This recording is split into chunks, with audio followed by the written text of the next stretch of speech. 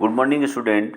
आज अपन कक्षा 12th का थर्ड लेसन जनसंख्या वितरण घनत्व एवं वृद्धि जो कि अपन ने पूर्व में शुरू कर दिया था और अपन ने महासमूह तक पढ़ लिया था। आज अपन जनसंख्या घनत्व का अध्ययन करेंगे।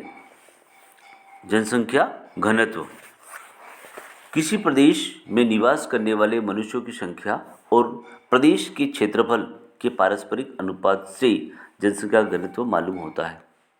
किससे? उस प्रदेश में रहने वाले जनसंख्या मनुष्यों की संख्या और उस प्रदेश में प्रदेश के क्षेत्रफल की जो पारस्परिक जो अनुपात होता है वो उसके आधार पर जनसंख्या घनत्व ज्ञात किया जाता है। इसको सूत्र के द्वारा हम कैसे प्रदर्शित करेंगे? जनसंख्या घनत्व बराबर कुल जनसंख्या बटे कुल क्षेत्रफल का भाग देंगे तो उस प्रदेश की जनसंख्या का घनत्व आ जाएगा। यह घनत्व इस प्रदेश की उन्नति और भावी विकास के अनुमान लगाने में मुख्य आधार होता है।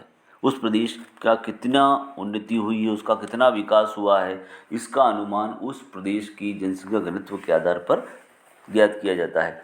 प्रत्येक देश के प्राकृतिक संसाधनों जैसे क्षेत्रफल, वहाँ की मिट्टियाँ, खनिज पदार्थ, जलीय संसाधन, वन संपदा आदि की मात्रा सीमित होती है। उन संसाधनों को कितने मनुष्य प्रयोग करते हैं, अर्थात कितनी जनसंख्या अपने जीवन निर्वाह के लिए उन संसाधनों पर आधारित है। यह तथ्य उस जनसंख्या के रहन सहन के स्तर को तथा उसके आर्थिक और सांस्कृतिक विकास की सीमा को निर्धारित करता है। इसलिए प्रत्येक देश की आर्थिक उन्नति, अंडरलाइन करें इसको, प्रत्येक देश की आर्थिक उन्नति तथा सामाजिक और सांस्कृतिक उन्नति की योजना बनाने के लिए उस प्रदेश की जनसंख्या की सघनता की भावना बहुत जरूरी है। सघनता यानी घनत्व।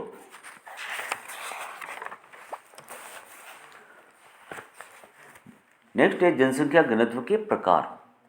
जनसंख्या के घनत्व के प्रकारों को मोटे तौर पर 5 भागों में वर्गीकृत किया गया, जिसकी संक्षिप्त जानकारी यहाँ दी जा रही है।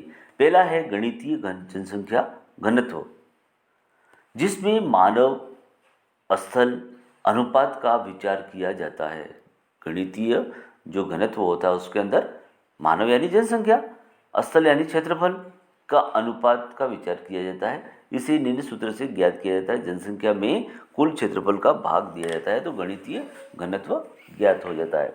आर्थिक, दूसरा है आर्थिक घनत्व, जिसमें उस प्रदेश के संसाधनों की उत्पादन क्षमता और उस प्रदेश में निवास करने वाले मनुष्यों की संख्या का विचार किया जाता है। इसका सूत्र है आर्थिक घनत्व बराबर जनसंख्या बटे संसाधन। तीसरा है कायिक घनत्व। कायिक घनत्व या इसको कृषि क्षेत्रीय घनत्व भी कहते हैं, जिसमें उस प्रदेश की खेती की जाने वाली भूमि और निवास करने वाले मनुष्यों की समस्त जनसंख्या का विचार किया जाता है। तो कायिक घनत्व बराबर जनसंख्या बटे कृषि भूमि क्षेत्र। चौथा है कृषि घनत्व, जिसमें कृषि की जाने वाली भूमि के क्षेत्रफल और उनमें निवास करने वाले कृषक जनता का विचार किया जाता है। यह बात ध्यान देने की है कि इसमें प्रदेश की समस्त जनसंख्या का नहीं वरन केवल कृषि में लगी हुई जनसंख्या का उपयोग किया जाता है। तो कृषि घनत्व बराबर कृषक जनसंख्या बटे कृषि भूमि क्षेत्र। पांचवा है पोषण घनत्व, जिसमें खेती की भोज्य फसलों की क्षेत्रफल का और उस प्रदेश की समस्त जनसंख्या का विचार किया जाता है। पोषण घनत्व बराबर जनसंख्या बटे भोज्य फसलों का क्षेत्रफल। प्रत्येक प्रकार की जनसंख्या घनत्व का उपयोग अलग अलग उद्देश्य की पूर्ति के लिए किया जाता है। भूगोल में गणितीय घनत्व का बहुतायत में प्रयोग किया जाता है। यह सामान्यतः प्रति वर्ग किलोमीटर में रहने वाले व्यक्तियों के रूप में ज्ञात किया जाता है। जो पॉपुलर सबसे ज़्यादा प्रयोग किया जाने वाला है वो गणितीय घनत्व है, जिसका है जनसंख्या घनत्व बराबर जनसंख्या बटे क्षेत्रफल के द्वारा प्रयोग किया जाता है। नीचे एक उदाहरण दे रखा है जो कि 2019 की बोर्ड परीक्षा में पूछा गया था। उदाहरण के लिए एन प्रदेश का क्षेत्रफल कितना है? 100 वर्ग किलोमीटर है और जनसंख्या कितनी है? 1,50,000। जनसंख्या घनत्व ज्ञात कीजिए। तो क्या करेंगे हम? जनसंख्या घनत्व बराबर जनसंख्या बटे क्षेत्रफल। जनसंख्या कितनी दे रखी है? 1,50,000, उसमें क्षेत्रफल कितना? 100 का भाग दे देंगे तो घनत्व कितना आ जाएगा? 1,500 व्यक्ति प्रति वर्ग किलोमीटर। तो ये प्रश्न 2019 में आया है। अब हम देखेंगे विश्व में जनसंख्या की घनत्व का वितरण। विश्व में जनसंख्या की घनत्व का वितरण भी जनसंख्या की वितरण के अनुरूप ही असमान एवं विषम प्रकृति का है। घनत्व भी सब जगह समान नहीं होता, कहीं पर बहुत ज़्यादा है तो कहीं पर बहुत कम है। देखेंगे हम विश्व में जिन स्थानों पर अधिक जनसंख्या का बसाव है वहाँ जनसंख्या घनत्व स्वाभाविक रूप से अधिक पाया जाता है। विश्व स्तर पर जनसंख्या घनत्व में भारी विषमता पाई जाती है। एक और देखिए दोनों में डिफरेंस बताया। एक और सहारा क्या है? विश्व का सबसे बड़ा मरुस्थल है सहारा। ग्रीनलैंड क्या? ठंडा प्रदेश है। साइबेरिया ठंडा प्रदेश है। मंगोलिया गर्म प्रदेश है। में एक व्यक्ति प्रति वर्ग किलोमीटर से कम जनसंख्या है ना। जबकि दूसरी ओर सिंगापुर जहाँ पर अनुकूल जलवायु पाई जाती है वहाँ पर 7,797 व्यक्ति प्रति वर्ग किलोमीटर निवास करते हैं। विश्व जनसंख्या, ये दोनों डिफरेंट बताना है। एक और एक व्यक्ति प्रति वर्ग किलोमीटर है तो एक तरफ 7,797 व्यक्ति प्रति वर्ग किलोमीटर है। इस तरह की कहीं बहुत सघनता है, कहीं बहुत विरलता है। इसको डिफरेंट को ध्यान रखना है। विश्व जनसंख्या ब्यूरो वाशिंगटन के अनुसार 2015 में विश्व का जनसंख्या घनत्व कितना था? 47 व्यक्ति प्रति वर्ग किलोमीटर है। ये परीक्षा में प्रश्न आ सकता है। क्या आ सकता है? विश्व जनसंख्या ब्यूरो वाशिंगटन के अनुसार 2015 के अनुसार विश्व का जनसंख्या घनत्व बताइए तो कितना है? 47 व्यक्ति प्रति वर्ग किलोमीटर है। अंडरलाइन भी कर लें इसको। लेकिन इसमें क्षेत्रीय असमानता मिलने के कारण एशिया में 116 व्यक्ति, यूरोप में 32 व्यक्ति, अफ्रीका में 27, उत्तरी अमेरिका में 16 व्यक्ति, दक्षिणी अमेरिका में 20 तथा आस्ट्रेलिया में 3 व्यक्ति प्रति वर्ग किलोमीटर जनसंख्या घनत्व था। यहाँ पर सारणी दे रखी है, उसमें उच्च, मध्यम और अल्प जनसंख्या घनत्व के देशों को बताया गया है। इसमें से अपन देखेंगे कि अब यहाँ प्रश्न बनता है, इस सारणी को देखें कि पहले नंबर है बांग्लादेश। विश्व में सर्वाधिक जनसंख्या घनत्व वाला देश है। कौन सा है? बांग्लादेश, जहाँ का प्रति व्यक्ति वर्ग किलोमीटर है 1,088 व्यक्ति प्रति वर्ग किलोमीटर घनत्व पाया जाता है। ये प्रश्न बना, विश्व में सर्वाधिक जनसंख्या घनत्व वाला देश कौन सा हुआ? बांग्लादेश। अब देखेंगे उसी क्रम में भारत की क्या पोजीशन है। भारत का 5वां स्थान है और उसका प्रति वर्ग किलोमीटर कितना है? 388 व्यक्ति प्रति वर्ग किलोमीटर, है ना। जनसंख्या घनत्व की दृष्टि से विश्व को 5 प्रमुख भागों में विभक्त किया जा सकता है। कितने? 5। पहला है अत्यधिक जनसंख्या वाले क्षेत्र। विश्व के वे देश जहाँ जनसंख्या घनत्व 250 व्यक्ति प्रति वर्ग किलोमीटर से अधिक पाया जाता है वो क्या कहलाते हैं? अत्यधिक जनसंख्या वाले क्षेत्र हैं। तो आपको अंडरलाइन करना है कि कितना अत्यधिक जनसंख्या घनत्व वाले क्षेत्र के आगे क्या करोगे? जनसंख्या घनत्व लिखना है 250 व्यक्ति प्रति वर्ग किलोमीटर। ठीक है। अधिक घनत्व वाले क्षेत्र के अंतर्गत आते हैं। इसके अंतर्गत विश्व को 3 जनसंख्या समूहों में सम्मिलित किया गया है। पहला है पूर्वी दक्षिणी एवं दक्षिणी पूर्वी एशिया। दूसरा है पश्चिमी एवं मध्यवर्ती यूरोप। तीसरा है उत्तरी अमेरिका। अब इनमें से कोई एक प्रश्न पूछा जाएगा। क्या पूछा जाएगा? जैसे कि यहाँ से उठाया कि पश्चिमी एवं मध्यवर्ती यूरोप में अत्यधिक जनसंख्या पाए जाने की मुख्य कारण लिखिए, है ना। तो आप लिखोगे कि उस प्रदेश की स्वास्थ्यप्रद जलवायु, दूसरा समतल मैदानी भूभाग, तीसरा उपजाऊ मृदा, चौथा है जल, पांचवा है खनिज संपदा, छठा है औद्योगिक विकास, सातवां है परिवहन साधनों के साथ अनुकूल दशाओं के कारण उच्च जनसंख्या घनत्व पाया जाता है। ये इंपॉर्टेंट क्वेश्चन बनता है ना। तो ये आप इसको अंडरलाइन करेंगे। एशिया के सागर तटीय भागों को यूरोपीय औद्योगिक मेखला अधिक जनघनत्व वाले क्षेत्रों के औद्योगिक व्यापारिक केंद्रों में क्रमशः 1500, 2500, 4000 व्यक्ति प्रति वर्ग किलोमीटर घनत्व पाया जाना सामान्य बात है। दूसरा है अधिक जन घनत्व वाले क्षेत्र। विश्व के ऐसे क्षेत्र जहां जनघनत्व 100 से 250 व्यक्ति प्रति वर्ग किलोमीटर पाया जाता है अधिक जन घनत्व वाले क्षेत्र कहलाएंगे। आपको क्या करना है, इसको जन घनत्व को 5 भागों में बांटना है और उसके सामने उसका जनसंख्या घनत्व लिखना है और उसकी मुख्य विशेषताएं लिखनी है। उन्हीं चीज़ों पर फोकस करना है। तो यहाँ पर अपने लिख दिया अधिक जनघनत्व वाले क्षेत्र में लिख दिया जनसंख्या घनत्व कितना 100 से 200 100 से 250 व्यक्ति प्रति वर्ग किलोमीटर। वे इसके अंतर्गत आते हैं। सामान्यतः अधिक जनघनत्व वाले क्षेत्रों की सीमांत भागों में मध्यम जनघनत्व के क्षेत्र विस्तृत हैं। दक्षिणी पूर्व एवं पूर्वी यूरोप, मध्य उत्तरी अमेरिका, दक्षिणी अमेरिका के तटीय भाग, अफ्रीका के तटीय भाग, दक्षिणी पूर्व एशिया की आंतरिक भाग, उत्तरी पश्चिमी चीन, मध्यवर्ती भारत, दक्षिणी ऑस्ट्रेलिया आदि इस वर्ग में आते हैं। तीसरा है सामान्य जनघनत्व वाले क्षेत्र।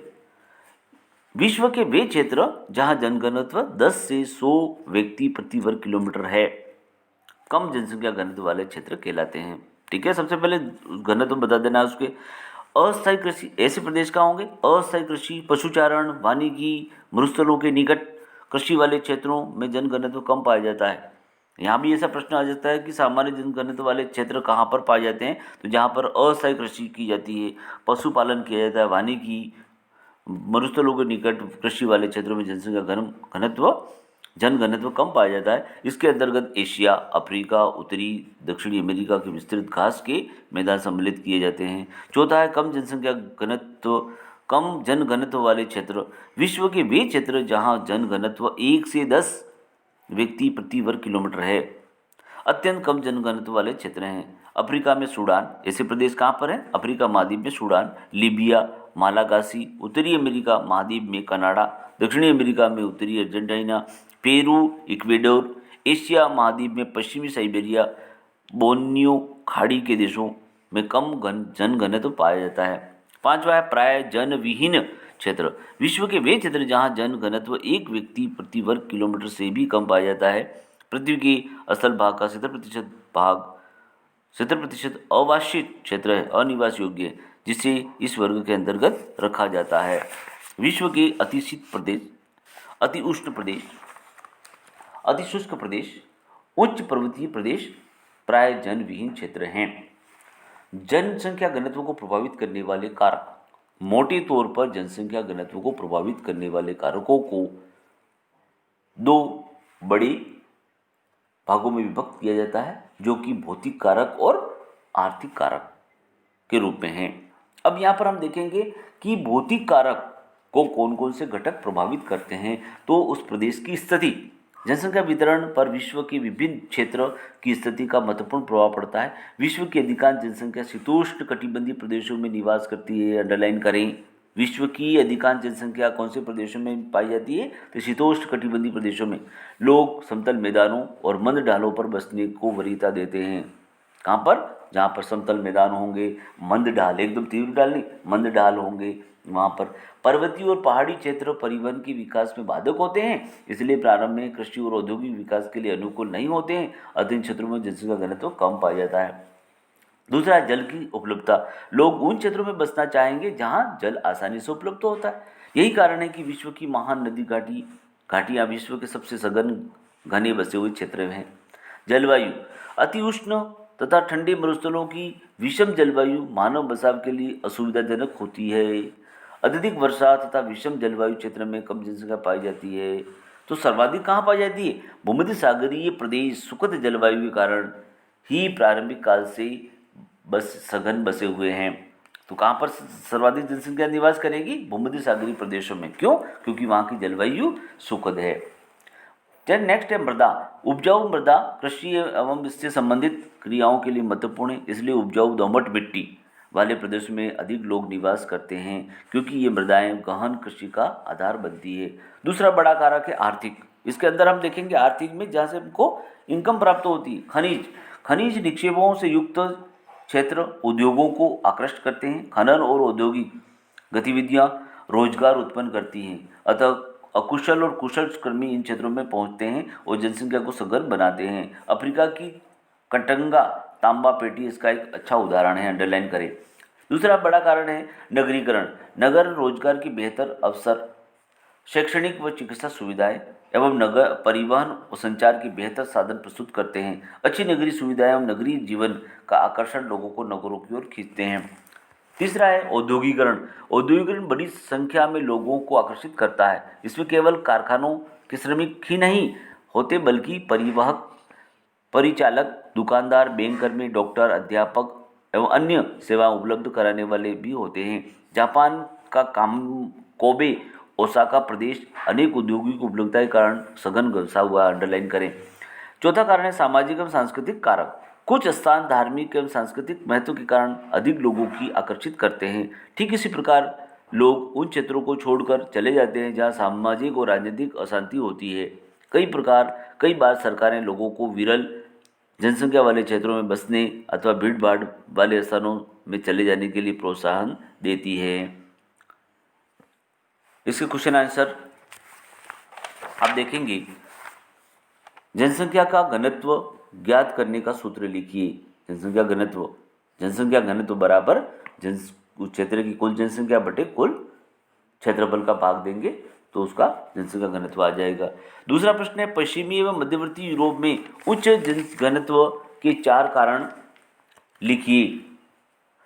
तो मैंने पहले बताया था आपको, स्वास्थ्यप्रद जलवायु नंबर 1, दूसरा है समतल मैदानी भूभाग, तीसरा है उपजाऊ मृदा, चौथा है जल, पांचवा है खनिज संपदा, छठा है औद्योगिक विकास, है ना। इस तरह से इसके 4 कारण लिखने हैं आपको। जनसंख्या घनत्व को प्रभावित करने वाले आर्थिक कारक आपको बताने हैं। आर्थिक कारक कौन कौन से हैं? अभी अपन ने पढ़ा, खनिज, नगरीकरण, औद्योगिकरण, सामाजिक एवं सांस्कृतिक कारक। इनके बारे में आपको 2-2 लाइनें लिख करके समझाना है। धन्यवाद।